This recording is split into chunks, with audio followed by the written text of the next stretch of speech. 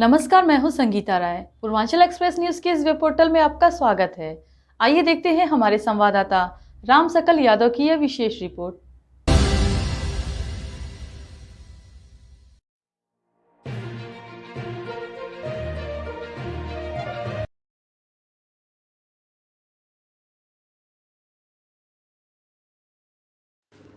आजमगढ़ भाजपा प्रदेश अध्यक्ष भूपेंद्र चौधरी ने गुरुवार को पार्टी के कार्यालय पर पंचायत चुनाव को लेकर पदाधिकारी और कार्यकर्ताओं की संगठनात्मक बैठक की।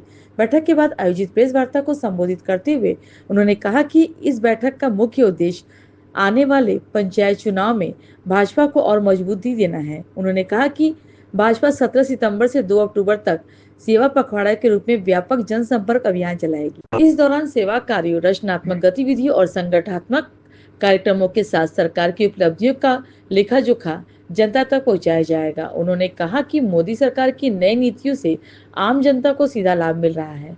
सुविधा बढ़ने के साथ ही लोगों का खर्च कम हुआ है और जनता का विश्वास सरकार के प्रति और मजबूत हुआ है। उन्होंने कांग्रेस पर हमला बोलते हुए कहा कि विपक्ष के रुख से हताश साफ दिख रही है।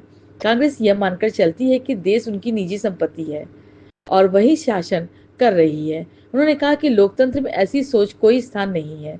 उन्होंने यह भी कहा कि विपक्षी नेताओं की टिप्पणियां महिला और माताएं बहनों का अपमान है, जो देश की जनता इसे बर्दाश्त नहीं करेगी।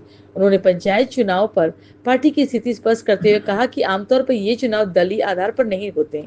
केवल जिला पंचायत सदस्य का चुनाव भाजपा प्रत्याशी के रूप में लड़ा जाता है, जबकि ग्राम सभा और क्षेत्र पंचायत सदस्य पद के चुनाव सिंबल पर नहीं लड़े जाते। उन्होंने कांग्रेस पर हमला बोलते हुए कहा कि विपक्ष संवैधानिक समस्याओं पर लगातार अपमान कर रहा है।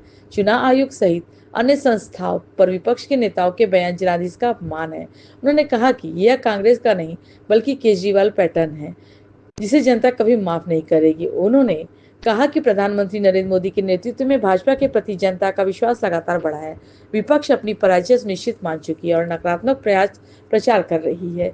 बिहार चुनाव को लेकर उन्होंने कहा कि भाजपा अपनी सरकारों का लेखा जोखा लेकर जनता के बीच जाएगी और आने वाले समय में भी एनडीए को ही सरकार बनाएगी। भारतीय जनता पार्टी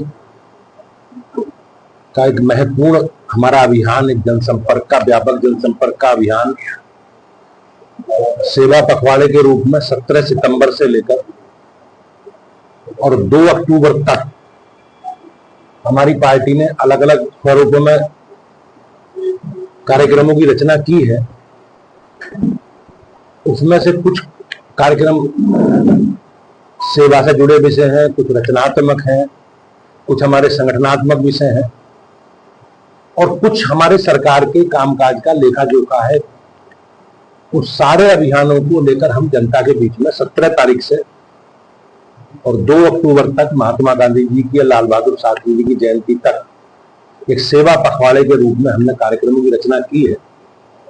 उसमें स्वास्थ्य शिविर भी हम लोग लगवाएंगे, मेडिकल रक्तदान शिविर भी लगवाएंगे, स्वच्छता का अभियान भी चलवाएंगे, वृक्षारोपण के कार्यक्रम भी करेंगे और लोकल फॉर वोकल के अभियान के तहत खादी को प्रमोट करने के लिए 2 अक्टूबर को हम लोग प्रेरित करेंगे सभी लोग, देश के नागरिकों को स्थानीय उत्पादकों की खरीद पर ज्यादा ध्यान दें।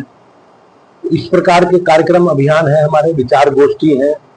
अलग अलग स्वरूपों में हम लोगों ने पूरे कार्यक्रम को डिजाइन किया है। माननीय प्रधानमंत्री जी के जन्मदिन से और महात्मा गांधी जी की जयंती तक एक सेवा पखवाड़े के रूप में भारतीय जनता पार्टी एक व्यापक जनसंपर्क के कार्यक्रम को लेकर जनता के बीच में जाएगी।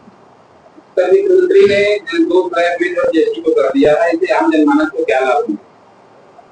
निश्चित रूप से जिस प्रकार की नई पॉलिसी आई है जीएसटी को लेकर, उसमें से आम आदमी के हित में ये निर्णय है और उन्हें अपने उपयोग में काम आने वाली वस्तुओं पर बहुत ही लाभ होने वाला है, सुविधा होने वाली, उनके रेट भी कम होंगे। देश के प्रधानमंत्री को बड़े मन से गाली दिया जा रहा है, क्या है विपक्ष को दबा देता है? कांग्रेस का और विपक्ष के लोगों का जो दृष्टिकोण है उसमें कहीं ना कहीं हताशा कहीं ना कहीं स्पष्ट होती है। कांग्रेस के लोग ये मान चुके हैं कि हमारी ये संपत्ति है देश और हम लोग ही देश का संचालन करेंगे।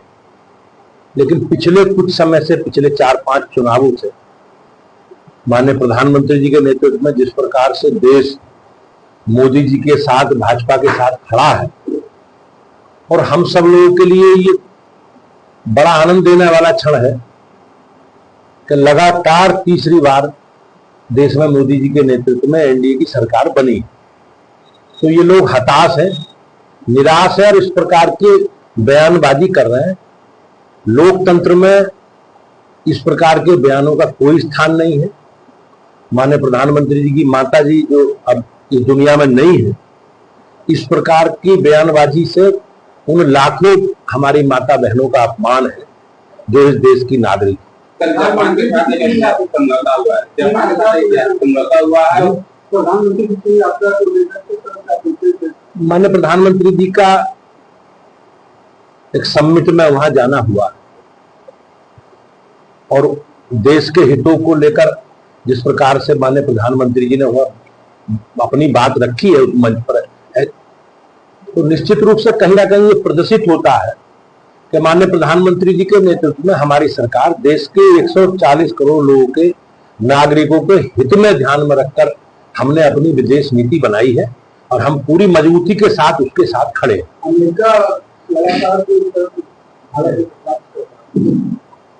जैसा मैंने कहा कि हम एक स्वतंत्र देश है, हमारी स्वतंत्र विदेश नीति। माननीय प्रधानमंत्री जी ने हमेशा कहा है, भारतीय जनता पार्टी का हमारा संकल्प भी है कि हमारे देश के 140 करोड़ नागरिकों के हित में हम लोग हमारा देश अपनी विदेश नीति अपनाएगा और हम उसी आधार पर आगे बढ़ रहे हैं। हमारे विदेश नीति में, हमारी नीतियों में हमारा देश प्रथम है, देश के 140 करोड़ नागरिकों के हित प्रथम। संवाद में सर अमेरिका के विस्तार हुए थे, रिपोर्ट में आया है।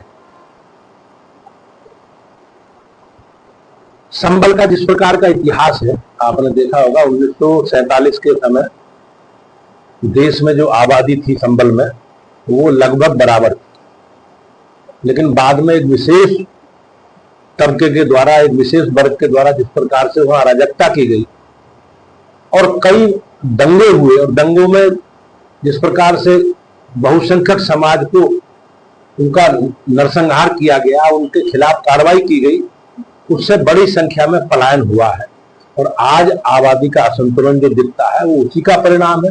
लेकिन सबसे बड़ी दुखद बात यह है कि उस समय के तत्कालीन शासकों ने उन्हीं अराजकता करने वाले लोगों को साथ खड़े रहे हैं, उन्हीं के संरक्षण में खड़े रहे और उनके मुकदमे वापस लेने का काम इस प्रकार की गतिविधियों को सपोर्ट करने वाले लोग के कारण ही ये परिस्थिति निर्माण हुई। क्या आप सिंबल से लड़ेंगे? आप सब लोग जानते हैं कि पंचायत में चुनाव सिंबल पे नहीं होता और भारतीय जनता पार्टी हमेशा केवल एक जिला पंचायत के सदस्य के रूप में प्रत्याशी घोषित करके हम चुनाव लड़ते हैं। ग्राम सभा, क्षेत्र पंचायत के सदस्य और जिला पंचायत में से केवल जिला पंचायत के सदस्य का चुनाव हम लोग लड़ते हैं। बाकी दलीय आधार पर चुनाव, बाकी चुनाव नहीं होते। लेकिन सिंबल की व्यवस्था अपने यहाँ नहीं है। हम लोग प्रत्याशी समर्थित घोषित करते हैं जिला पंचायत और हम लोग पार्टी में अपने कार्यकर्ता आधारित हमारा जन संगठन है, तो हम लोगों ने उसकी रचना बनाई। उस रचना के आधार पर कागज के साथ हम लोग चुनाव लड़ते हैं।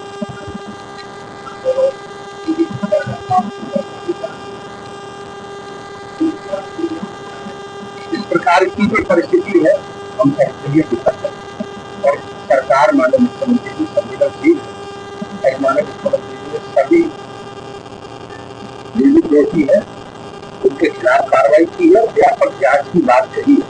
व्यापक जांच के बाद जो दोषी आएंगे उनके खिलाफ कार्रवाई होगी। इस प्रकार की घटना हम समझने के लिए दुखद है। विद्यार्थी परिषद एक राष्ट्रवादी संगठन है और हमेशा विद्यार्थियों के लिए हमेशा वो लोग संघर्ष करते रहे, उनके हितों के लिए संघर्ष करते रहे।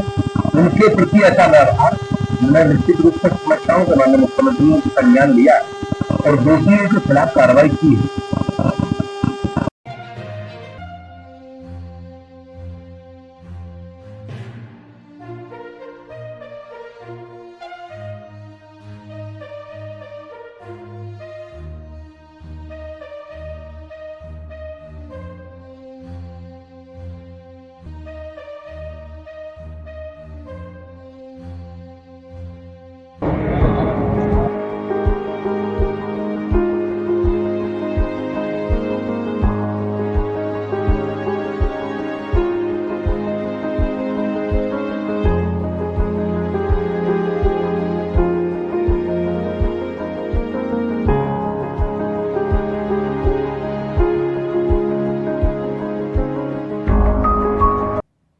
अगर आपको हमारी खबर पसंद आई हो तो हमारे चैनल को लाइक, सब्सक्राइब और शेयर जरूर करिए।